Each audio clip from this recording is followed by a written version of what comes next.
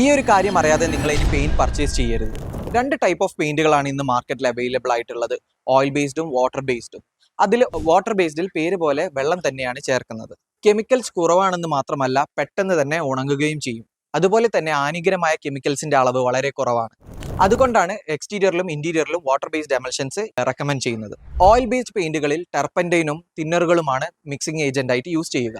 Oil based ആയത് കാരണം തന്നെ ഇത് ഉണങ്ങുന്നതിന് ഒരുപാട് ടൈം എടുക്കും. മാത്രമല്ല, ഇതിന് ഒരു സാറ്റിൻ ഫിനിഷും ഗ്ലോസി ഫിനിഷിലുമാണ് ഈ പ്രൊഡക്റ്റ് അവൈലബിൾ ആയിട്ടുള്ളത്. ഹൈലി വാഷബിൾ ആയിട്ടുള്ള ഏരിയകളിലാണ് എനാമൽ പെയിന്റ്സ് റെക്കമെൻഡ് ചെയ്യാറ്. ഉദാഹരണത്തിന് ആയുർവേദിക് ഹോസ്പിറ്റലുകൾ, ഷിപ്പ് യാർഡ്സ്.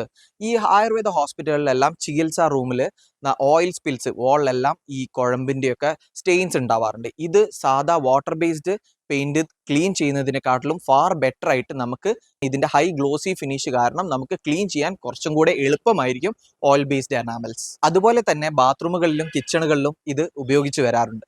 ഈ കോട്ടിങ്ങിന്റെ പ്രത്യേകത കൊണ്ട് തന്നെ വിൻഡോസിനും ഗേറ്റ്സിനും ഹൈലി റെക്കമെൻഡബിൾ ആണ്. സോ ഇതുപോലത്തെ ഇൻഫോർമേറ്റീവ് വീഡിയോസിനായി പേജ് ഫോളോ ചെയ്യുക.